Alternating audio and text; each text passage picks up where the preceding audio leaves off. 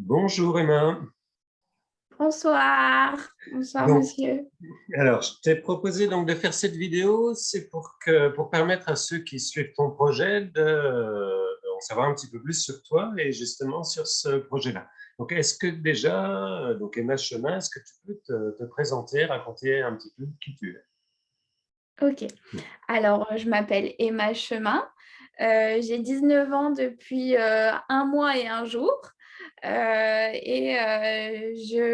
J'ai entrepris des études de médecine au départ au mois de septembre 2020. Mais j'ai dû arrêter suite à des soucis de santé qui m'ont poussée à être hospitalisée. Et donc, suite à cela, j'ai passé 10 semaines à l'hôpital. Je suis sortie le 15 décembre. J'ai décidé pour pallier à mon année blanche, de monter un projet qui m'aiderait à me reconstruire. Et donc, j'ai choisi de faire une mission humanitaire. Voilà, donc je vais partir pendant 6 semaines à Arusha en Tanzanie. Je prends l'avion le 31 mars parce que mes billets d'avion qui étaient initialement prévus le 2 avril ont été annulés. Suite à la condition sanitaire, les compagnies aériennes sont forcées de réduire au maximum leur courrier. Donc, je pars le 31 mars de Paris-Charles de Gaulle en direction de Amsterdam pour une première escale. Puis après, je me dirige vers la Tanzanie à l'aéroport du Kilimandjaro international auquel je vais atterrir. Il se situe à environ une grosse heure de Arusha. Donc, c'est la ville à laquelle je vais me rendre. Et voilà, je vais passer 6 semaines, plus de 6 semaines, 6 grosses semaines, puisque normalement, je prévois de rentrer en France le 18 mai. Mais peut-être que je vais modifier un petit peu mes billets, on va bien. D'accord, donc, mais sinon, donc, tu es ardennaise, tu es de Ranvé, je crois, hein, c'est ça? Oui, je suis habitante de Ranvé. Je suis née à Charleville-Mézières. J'y ai habité 4 ans, 4 grosses années. Et mes parents ont déménagé à Ranvé après par la suite. D'accord, ils font quoi comme travail, tes parents? Alors, ma mère est dans les back-office à la banque. Elle s'occupe des assurances. Et mon père, il est ingénieur chez Héberge Pêcheur. Il est responsable qualité. C'est une entreprise qui fabrique des pots d'échappement. Voilà. D'accord. Et À donc, alors, Saint-Michel. tu étais au collège de Rimoni, alors peut-être? Non, j'étais à Saint-Jean-Baptiste, D'accord. le collège privé de Charleville-Mézières. Et j'ai fait mon lycée à Chanzy pendant 3 ans. Et mon école primaire à Sainte-Anne, parce que de base, avant, j'habitais à Charleville. Donc, voilà. D'accord, et c'est à Chanzy que j'ai eu la chance de te voir comme élève que tu as eu. Exactement. Et moi, j'ai eu la chance de vous avoir en tant que professeur de maths. C'est très gentil. Et donc, tu as eu ton bac S avec mention très bien. Voilà, Alors, j'ai eu mon bac S, mention très bien, section européenne. alors, qu'est-ce qui t'a décidé à faire médecine? Pourquoi est-ce que tu veux faire médecine? Depuis quand? Dis-nous. Je veux faire médecine depuis vraiment longtemps, honnêtement. Je dirais presque depuis 7 8 ans. Parce que j'ai vraiment envie d'aider les autres et de les aider en les soignant. Pour moi, c'est une des plus belles choses. Et voilà aussi, j'ai eu envie de faire médecine aussi par mon passé, si je puis dire, parce que mon père a été opéré du cœur. Et donc, ça m'a profondément marquée parce que quand cet événement il s'est passé, j'étais en cinquième. Et donc, bah, j'ai vu des événements qui se sont passés sous mes yeux. Et ben, c'est là que j'ai su que j'avais envie d'aider les autres en les soignant. Et voilà, donc pourquoi pas la cardiologie après comme spécialité, mais j'ai aussi envie d'aider profondément les enfants parce que j'adore ça, des êtres vulnérables pour moi qui ne demandent rien à personne. Et voilà, donc si je pourrais être pédiatre, pour moi, ça serait mon plus grand accomplissement, je pense. En troisième, j'ai fait un stage en cardiologie, vous savez, pour quand on est censé découvrir le milieu professionnel dans le cadre d'une semaine. C'est un stage de découverte professionnelle, il me semble. Et donc, j'avais passé une grosse semaine, 5 jours, au sein de l'unité de cardiologie à l'hôpital de Manchester. Donc voilà, ça avait été très formateur pour moi et j'avais adoré vraiment depuis assez longtemps la médecine. Ouais. D'accord. Et donc, alors, en septembre, tu es parti pour Lille, tu nous racontais, en fac de médecine. Donc, ça s'est passé comment ce début d'année, alors, dans les conditions qu'on connaît, avec le Covid et compagnie, et comment est-ce que c'est? Alors, ça avait super bien démarré pour moi parce que j'adorais vraiment les cours, mais je me mettais déjà énormément de pression, trop de pression. Et ça, j'ai su prendre du recul maintenant avec ça. Mais j'avais adoré ce début parce que moi, j'attendais que ça, le retour au cours, le retour à la fac. C'est vraiment ce qui me faisait tenir, entre guillemets. Et, euh, et j'attendais que ça avec impatience. Et donc, du coup, j'ai adoré. Ça a été presque ma meilleure rentrée. Puis, c'était aussi la rentrée dans la vie active, dans la vie étudiante, dans une nouvelle vie aussi que celle que je quittais, que je laissais dans les Ardennes. Et donc, j'étais hyper heureuse de commencer mes études de médecine et j'ai adoré les premiers cours, en tout cas. D'accord. Et donc, c'est à peu près vers le 15 octobre, je crois, que 5 vous avez octobre, quitté. j'ai arrêté. D'accord. Et donc, alors, tu as fait un petit peu de cours à distance. Et donc, tu nous disais, Oui. c'était mi-décembre que ça a commencé à se compliquer, tes soucis de santé. Est-ce que tu veux nous en parler un petit peu? Alors, mes soucis de santé, j'ai dû arrêter la fac le 5 décembre parce que j'ai été hospitalisée déjà pendant 5 jours en psychiatrie à Lille parce qu'il n'y avait pas de place dans les services de TCA parce que j'étais anorexique en fait. Donc, j'ai encore quelques séquelles. Je ne peux pas dire que je pense que je suis totalement guérie. Je suis encore suivie par Reims et tout ça. Mais je suis vraiment sur la bonne voie. C'est bientôt du passé. Et donc, j'ai été, pour vous conter mon aventure médicale, si je puis dire, j'ai dû arrêter la fac le 3 octobre, ça devait être un vendredi. Je suis rentrée et j'étais épuisée. Mes parents m'ont dit stop, en fait, tu es juste en train de griller ta chance. Tu n'as pas les capacités de poursuivre, tu n'as pas la concentration nécessaire. Donc, j'avais déjà commencé à être suivie par l'hôpital Fontan à Lille, qui est un hôpital psychiatrique, par un docteur, un psychiatre qui voulait que je fasse de l'hôpital de jour. Donc, c'est-à-dire que une fois par semaine, je devais me rendre les lundis matins à l'hôpital pour vérifier toutes mes constantes déjà et puis pour me suivre aussi mon avancement mental parce que l'anorexie, c'est une maladie mentale avant d'être une maladie somatique. Donc voilà. Et puis le 5 octobre, je voulais absolument arriver jusqu'à la première session d'examen à Lille. Et en fait, le 3 octobre, on nous a annoncé qu'il y avait beaucoup trop de cas de Covid dans la promo. Donc les examens devaient être repoussés d'une semaine. Et le fait qu'ils soient repoussés d'une semaine, on avait dit on tente que je passe le premier examen, on voit comment les résultats, ce que ça donnait, parce que j'étais déjà assez faible physiquement. Et le fait que ça soit encore repoussé d'une semaine, je crois que moi, je ne l'ai jamais accepté, entre guillemets, mais je sais que mes parents ont compris que je ne pouvais plus tenir en fait une semaine de plus sous la pression et tout ça. Et donc, ils m'ont dit, stop, en fait, tu dois te faire aider parce que je commençais à faire la maladie, prenait de plus en plus le dessus et ça allait vraiment trop loin. Et donc, ils m'ont dit, stop, stop, stop, on t'amène aux urgences, il faut que tu sois hospitalisée, tu ne peux plus t'en sortir toute seule.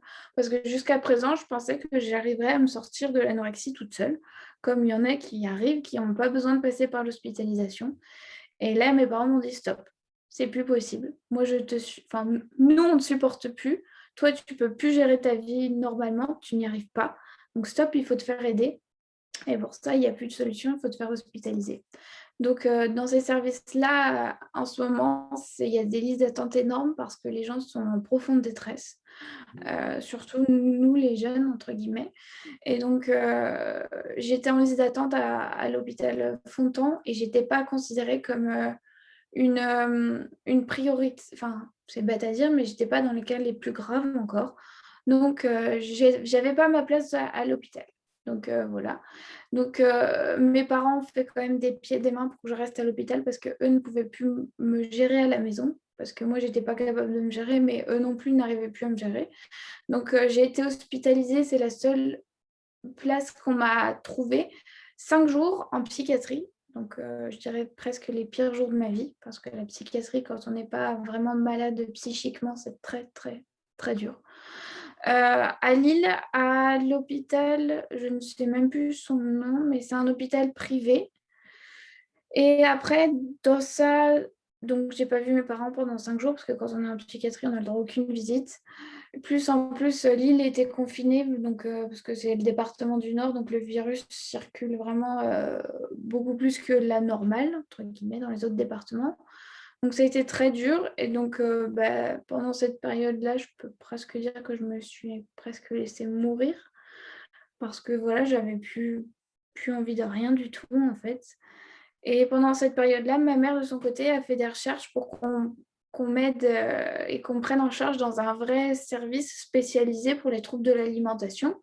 Donc, au bout de 5 jours, on a réussi à me trouver une place à l'hôpital Robert Debré à Reims. Et donc, du coup, le jour même, j'ai été transférée le vendredi 9 octobre à l'hôpital Robert Debré à Reims. Voilà. Donc là, après, j'ai passé 10 semaines d'hospitalisation à Robert Debré. Je suis sortie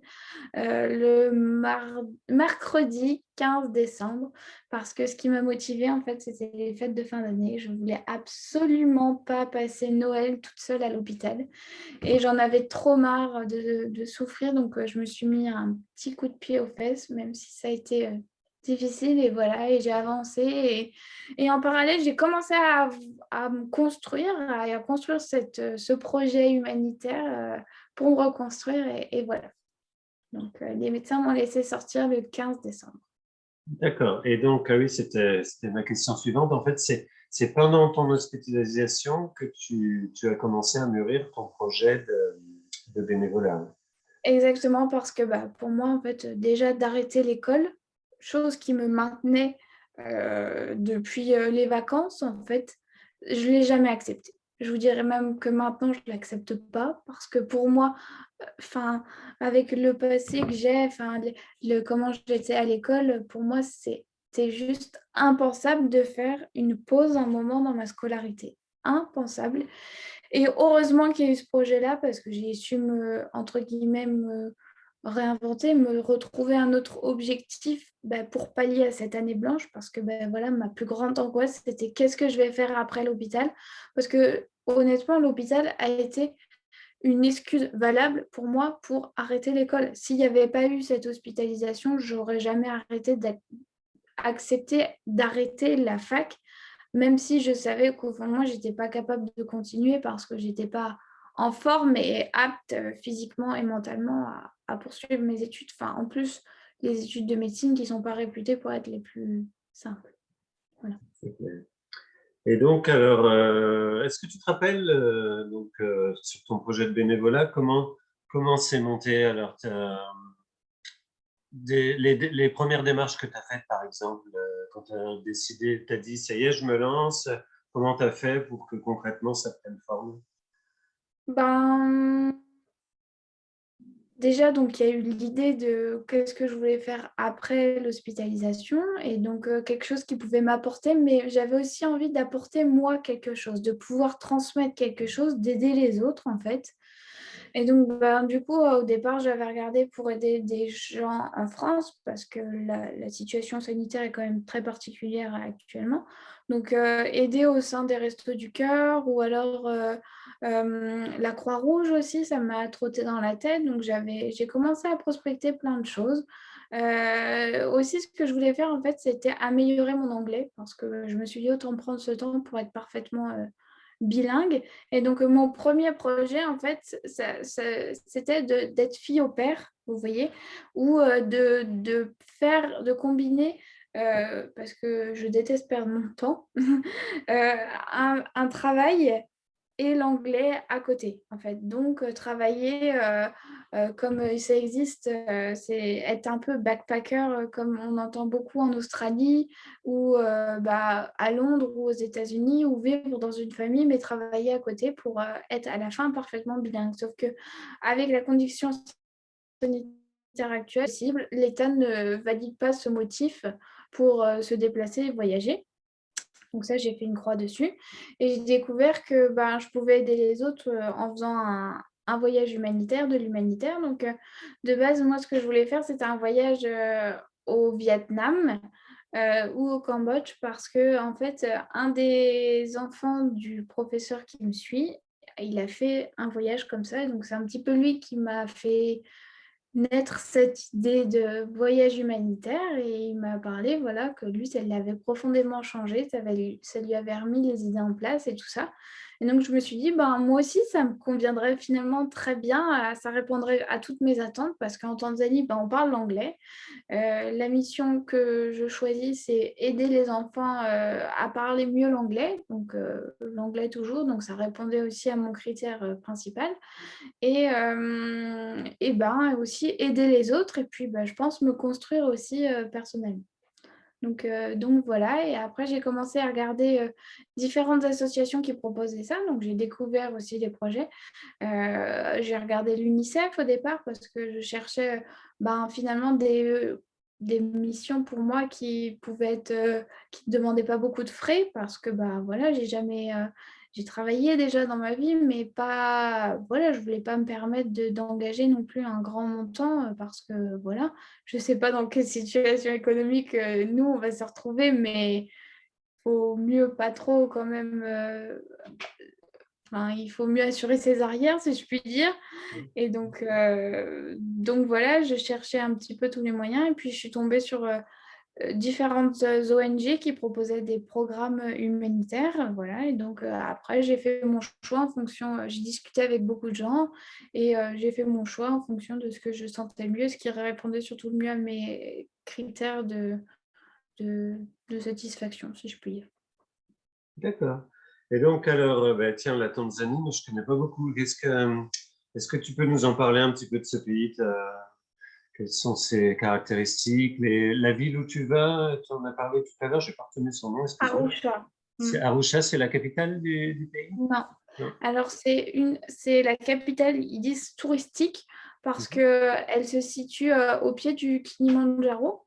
Donc, le Kilimandjaro, il y a aussi pas loin un parc national très connu. Alors, je ne saurais plus vous dire son nom actuellement, mais propose des safaris où on peut voir les Big Five, comme ils disent. C'est les 5 plus gros animaux sauvages qu'on trouve dans les parcs nationaux. Et il y a aussi pas très loin le lac Victoria, qui est très connu enfin réputé pour avoir les plus belles chutes du monde.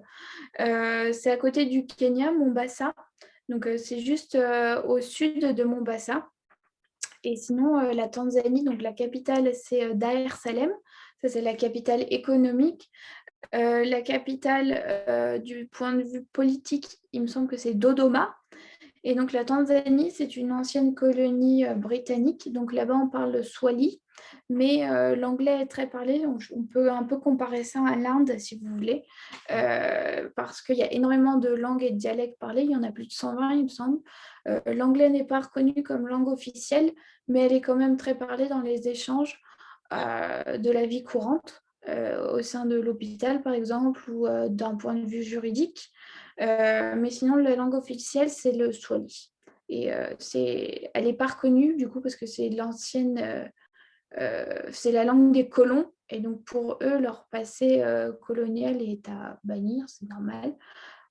Et donc, voilà. Donc, il y a aussi une île qui est très connue, qui est Zanzibar, pour ses plages idylliques et aussi pour être connue pour les fermes aux épices et tout ça, et sa faune et sa flore.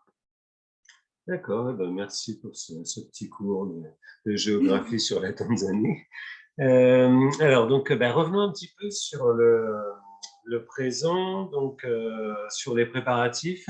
Donc, dès ta sortie de l'hôpital, ou plutôt, j'imagine, après les fêtes, tu as commencé à te Exactement. lancer dans la préparation. Voilà, je suis sortie de l'hôpital et je me suis déjà fixé 15 jours en fait pour se réadapter à la réalité. Parce que Hmm. c'est bête à dire. Mais j'étais dans un cocon. à l'hôpital. Je ne recevais pas de visite puisque personne n'a pu me visiter puisque j'étais déjà en période Covid. Donc, on a connu le plan blanc auquel l'hôpital, tout était fermé. Et puis après, du fait aussi que ça soit un service qui touche à la psychiatrie, au mental, tout ça, on n'a pas le droit aux visites. Mais en plus du Covid, tout était fermé. Donc, interdiction de sortir. J'avais des permissions le week-end et encore pas au départ. Donc, très peu de sorties. Donc, se réadapter à la réalité quand on a été coupé 10 semaines dans une chambre, c'est vraiment bizarre. Et je pensais jamais le vivre un jour, mais voilà. Donc, il y a eu dans un premier temps un temps de réadaptation. Et puis après, j'ai commencé à réfléchir à tous les projets que je pouvais mener dans le but de pallier à cette année blanche. Et donc, oui, effectivement, au mois de janvier, c'est là que tout a commencé. D'accord. Et donc là, alors depuis janvier et puis jusque maintenant, donc tu as fait énormément de choses, hein. C'est comme ça que moi j'ai eu connaissance de ton projet. Donc, bon, il y a la cagnotte Litchi, le groupe Facebook que tu as mis en place. Je te dis tout ce que je sais, puis comme ça tu compléteras. Tu as pris contact avec la mairie de Charleville, donc tu as pu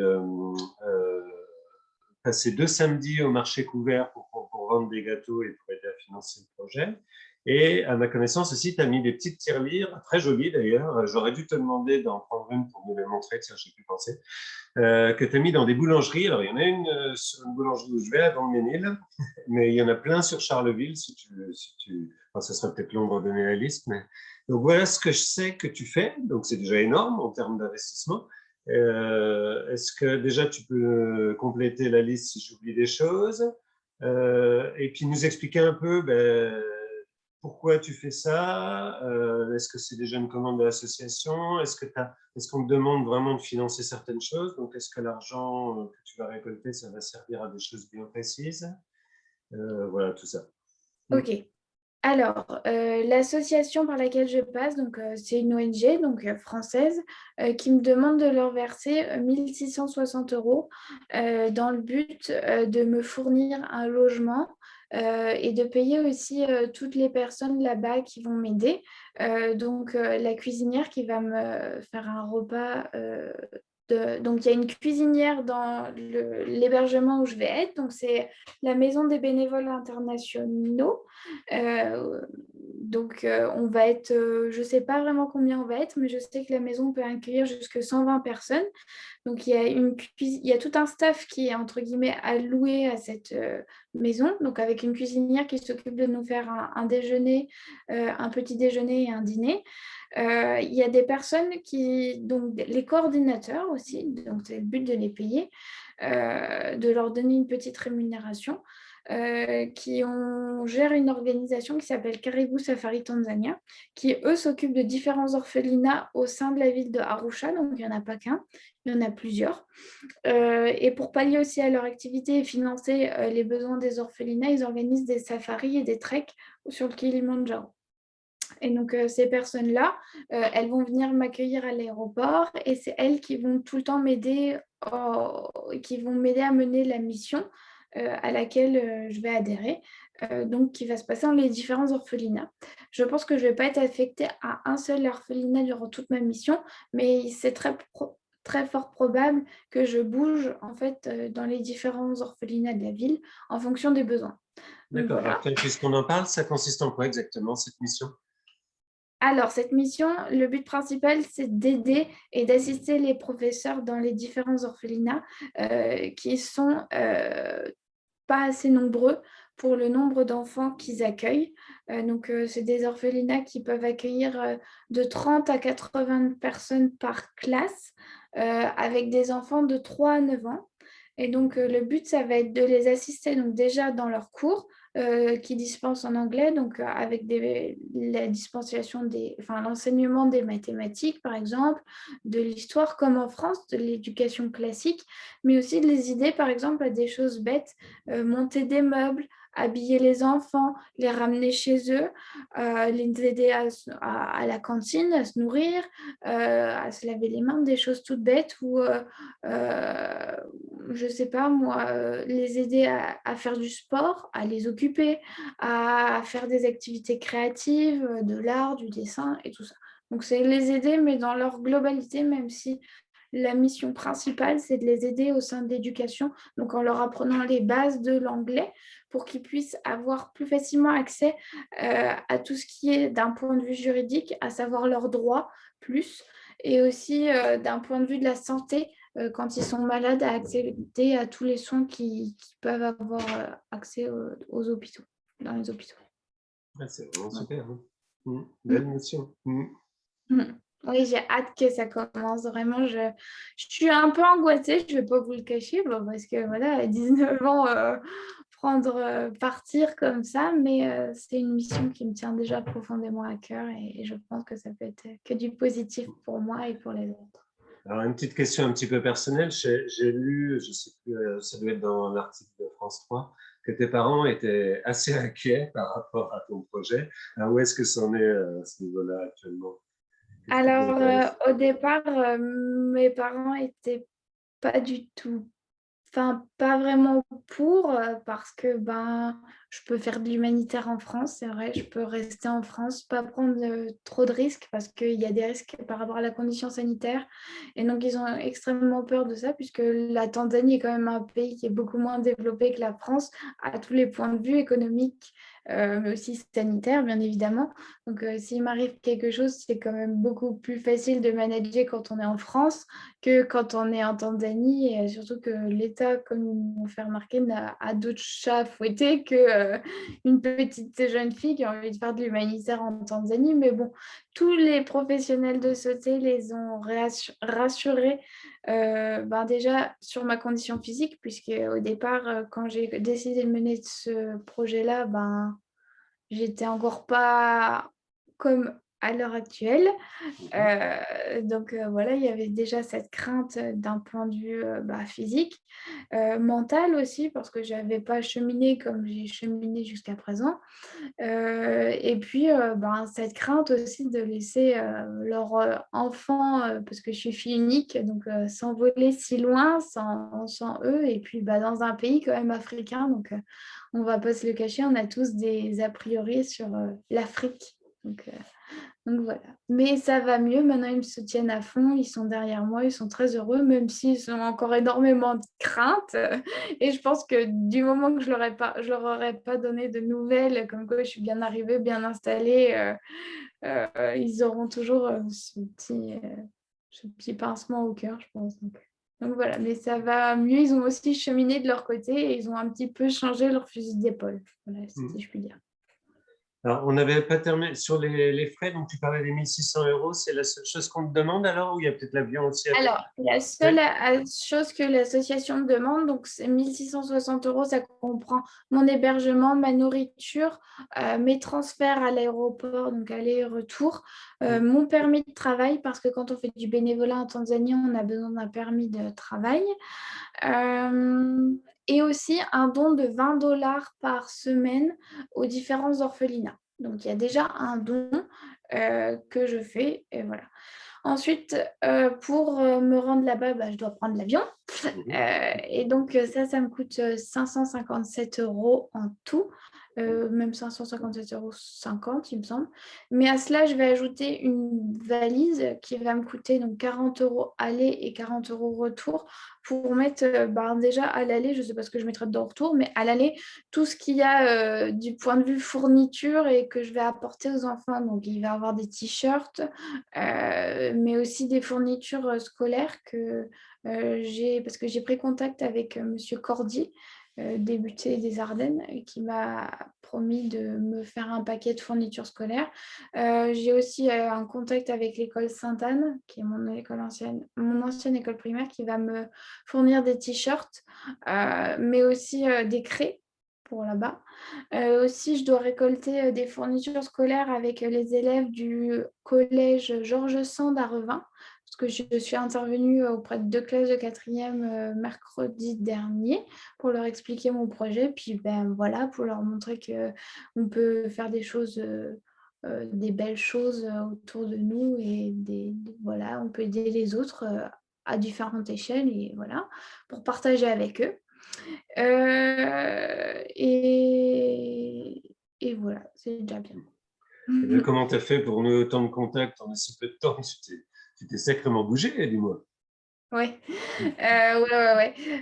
J'ai pris contact aussi avec madame la sénatrice, madame Joseph. Donc, j'ai envoyé des lettres, en fait. Voilà, aussi aux commerçants pour leur demander leur générosité. J'ai pris contact avec pas mal de monde,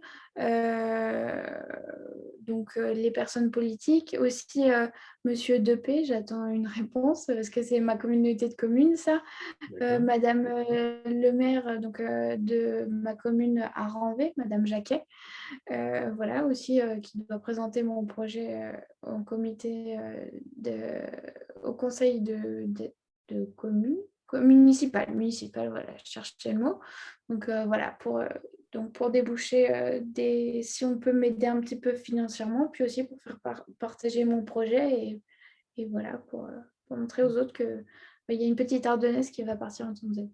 Ouais, d'accord. Et donc, évidemment, hein, si tu réussis à récolter plus de fonds, ben, c'est encore C'est plus de bien dons pour évidemment aider. au profit des orphelins et pas à mes faits personnels.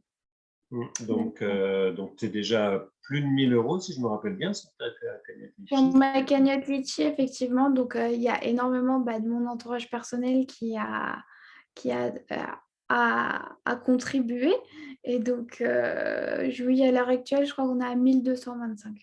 D'accord. Donc, C'est c'est ce pas que tu mal. as récolté au marché. Plus, Ok. donc, au marché, j'ai réussi à récolter 550 € environ, il me semble, plus différents dons que j'ai eus personnellement par des gens de mon entourage, ou aussi des entreprises. Et voilà. Et donc, en tout, je dirais qu'à l'heure actuelle, je suis à 2500 €. Ah ben, bravo, bravo, bravo. Et puis Sophia. donc, bon, quand on mettra cette vidéo sur YouTube, on mettra en commentaire les liens vers ta page Facebook où tu donneras des nouvelles, et puis vers Oui, cette fameuse cagnotte Litchi. on peut retrouver du coup sur la page Facebook le lien de ma cagnotte Litchi que j'ai créée. Ouais.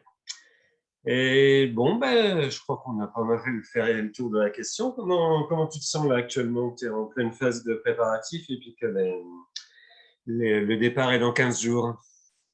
Exactement. Alors, c'est un peu la course en ce moment parce que il faut que je finalise toutes mes actions auprès de tous les gens que j'ai demandé du soutien. Donc, ça commence à se concrétiser parce que il y a énormément de réponses qui arrivent. J'ai aussi, c'est bête, mais la région Grand Est soutient des projets jeunes comme ça. Donc, j'ai fait une demande pour s'ils souhaitaient me soutenir. Et donc, mon projet doit passer en commission fin avril. Donc, du coup, j'aurai la réponse quand je serai sur place. Donc, voilà, je suis assez heureuse. Et donc, oui, je suis en pleine préparation. J'ai été chercher les traitements pour les maladies là-bas que je peux rencontrer. Donc, le traitement contre le paludisme qui n'est pas remboursé par la sécurité sociale. Donc, ça me coûte 75 € aussi. Donc, c'est des comprimés que je vais devoir prendre 3 jours avant mon départ, plus durant tout mon séjour sur place, plus une semaine quand je serai rentrée en France. J'ai été me faire vacciner aussi, donc toutes les maladies sauf la Covid, parce que je ne suis pas éligible. Mais donc, j'ai eu le droit à, comme je l'ai dit sur ma page Facebook, à l'hépatite A, la méningite à méningocoque et la fièvre jaune. Et je dois prendre aussi des comprimés contre la rage, il me semble. Donc, j'ai mon petit passeport vaccinal qui est juste là. Et donc, ça, je suis parée. Ensuite, je commence à faire la liste de tout ce qu'il faut que j'emporte. Donc, tout ce qui est les choses simples, les produits, tout ça qu'il faut prendre. Les vêtements qu'il faut aussi un petit peu que je me rachète parce qu'il y a beaucoup de vêtements en coton à manches longues. Déjà d'un point de vue culturel, mais aussi d'un point de vue des piqûres de moustiques, tout simplement, pour se protéger là-bas. Donc, je me prépare tout doucement, mais sûrement. Voilà. Ok, eh ben, merci beaucoup, Emma. On fera peut-être d'autres vidéos où tu seras en direct de la Tanzanie, sait-on jamais si ça peut se faire. Ça sera Eh avec ben, plaisir. Si ça peut se faire, si la connexion le permet, ça sera avec grand plaisir. et puis, ben, on te souhaite bonne chance pour la suite, bon courage pour la suite des préparatifs et puis bon voyage. Merci beaucoup. À Allez, bientôt. au revoir Emma. Bonne soirée. Au revoir.